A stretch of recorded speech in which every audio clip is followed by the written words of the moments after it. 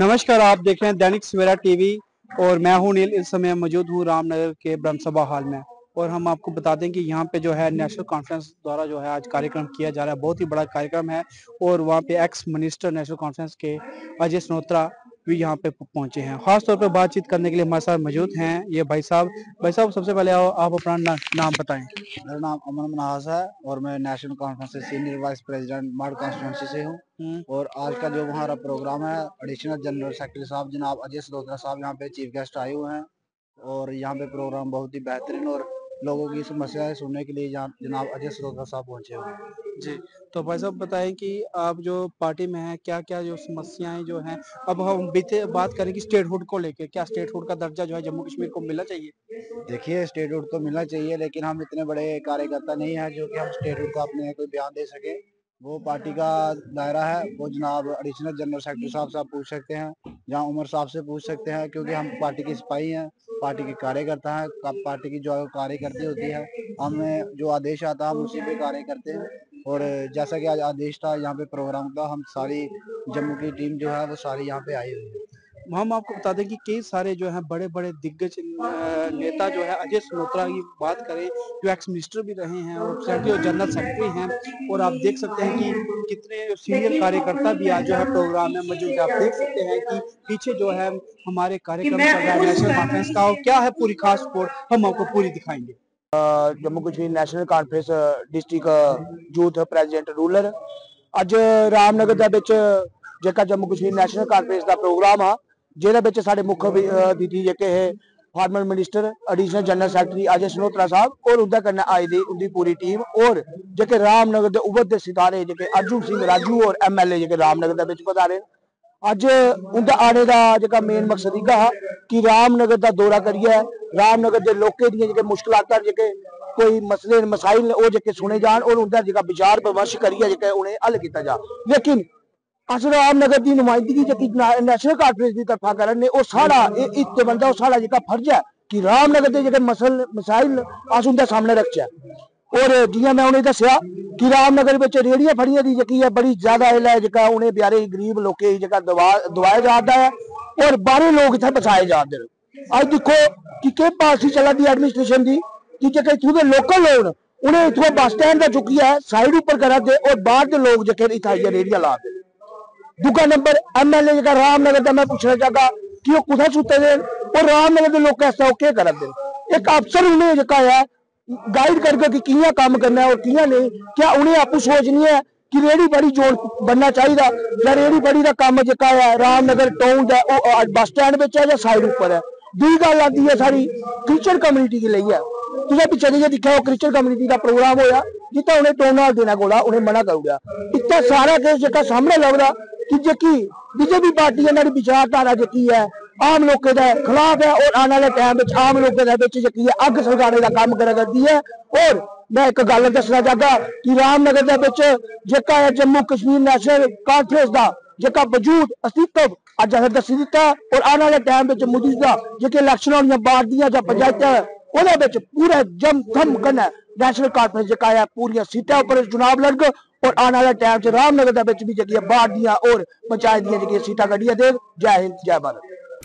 मैं सबसे पहले तो रामनगर की जनता को मुबारकबाद देना चाहता हूँ कि बड़े ही शॉर्ट नोटिस में जो लोग यहाँ पर इकट्ठे हुए और जिसमें हमारे जम्मू से जो हमारे फॉर्मर कैबिनेट मिनिस्टर जनाब अजय कुमार सलोत्रा साहब जो पार्टी के जनरल सेक्रेटरी भी हैं वो तशरीफ़ लाए हैं। उनके साथ हमारे जो MLA रामबन के जो अभी ही हाल ही में जो विधानसभा चुनाव हुए उसमें एज ए MLA रामबन चुन के आए अर्जुन सिंह राजू साहब वो यहाँ पर तशरीफ़ लाए हैं। उनके साथ हमारे जो जोनल प्रेसिडेंट हैं और पहले भी एजुकेशन मिनिस्टर रहे अब्दुल गनी मलिक साहब वो आए हैं। उनके साथ हमारे उधमपुर डिस्ट्रिक्ट से हमारे डिस्ट्रिक्ट के प्रधान जनाब सुनील वर्मा साहब, राम पुरुषोत्तम जी और जितनी भी तंजीम है उधमपुर की, आज वो रामनगर में हम आए हैं।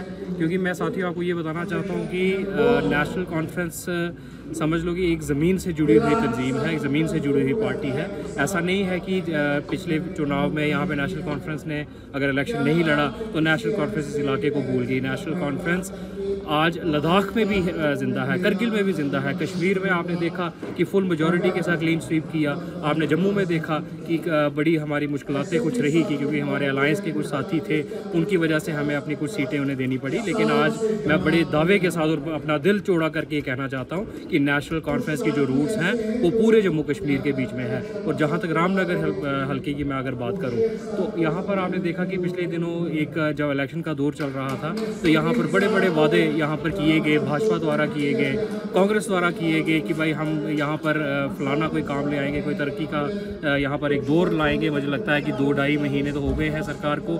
जब लेने का वक्त था जो यहाँ के लोग, जो यहाँ के जो लोकल लोग जो चाहते थे कि एक हमें एक केवी यहाँ पर मिलना चाहिए, वो तो ये लाने में ये लोग विफल हो गए। मैं समझता हूँ इससे बड़ी शर्मनाक बात कोई नहीं हो सकती।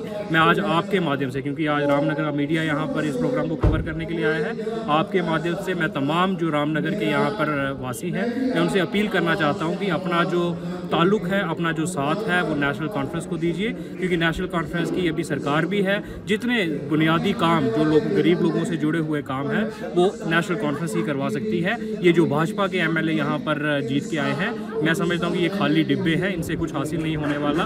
अगर आपको तो अपनी तरक्की करवानी है, अगर आपको आने वाले वक्त में अपने बच्चों का रोज़गार चाहिए, अगर आपको यहाँ पर पुलों का निर्माण चाहिए, सड़कों का निर्माण चाहिए, स्कूल चाहिए, कॉलेज चाहिए, अस्पताल चाहिए, तो आपको नेशनल कॉन्फ्रेंस का दामन थामना होगा, नेशनल कॉन्फ्रेंस को मजबूत करना होगा। और मैं आपके माध्यम से ये भी अपील करूँगा रामनगर के लोगों से कि 2-3 महीने के बाद ही हमारे जो पंच सरपंच के जो चुनाव हैं और जो ब्लॉक के हमारे चुनाव हैं, डीडीसी के चुनाव है, उसमें अपना तावन नेशनल कॉन्फ्रेंस को दीजिए। अपने यहाँ से मेंबर्स जो हैं नेशनल कॉन्फ्रेंस के जिता के लाइए, ताकि जो एक नया तरक्की का जो एक इतिहास है वो सुनहरे शब्दों से यहाँ पर लिखा जाए और रामनगर भी जो है वो फले फूले तरक्की करे और यहाँ के लोगों को जो है जितनी भी जिन अधिकारों से रामनगर के लोग वंचित रहे हैं उनको वो पूरे मिल सके। बहुत बहुत शुक्रिया। आज यहाँ जो हमारे जिला सदर हैं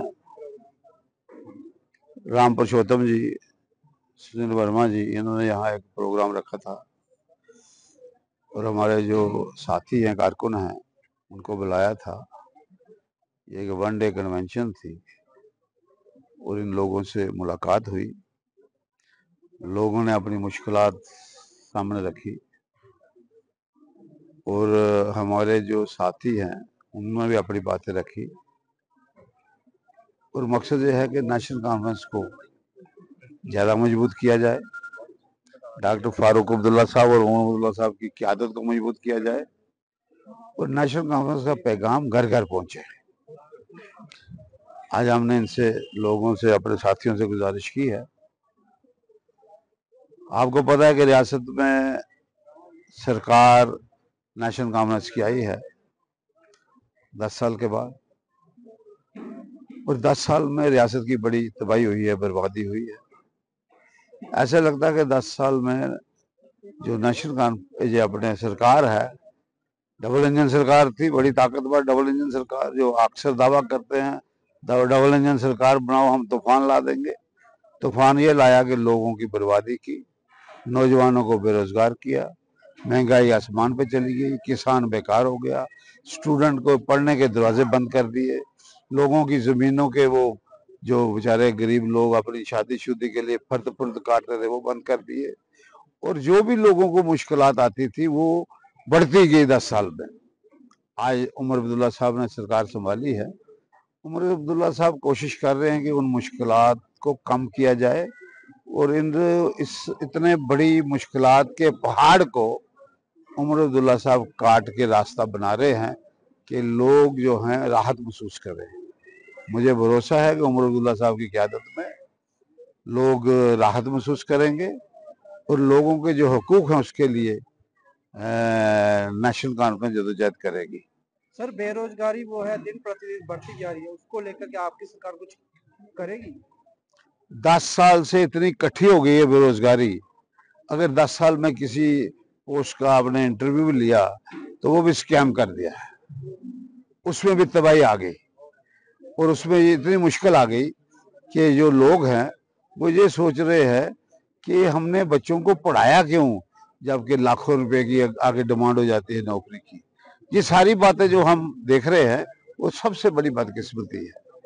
सरकार आने से पहले जो रिक्रूटमेंट पॉलिसी का सिलसिला था वो उन्होंने सरकार से बाहर निकाल लिया, वो एलजी साहब के उसमें दायरे में कर दिया। वो मैं समझता हूँ नौजवानों के साथ सबसे बड़ी एक धोखा है, और नौजवान जो हैं उनको आज भरोसा नहीं रहा इस सिस्टम पे। सर एसपी और डेली वेजेस उनको लेकर आपकी सरकार कुछ करेगी? हाँ, हमारी सरकार का वायदा है कि हम डेली वेजेस को पक्का करेंगे, और मैं बड़े वसूख के साथ कहता हूँ कि उस पर भी काम हो रहा है।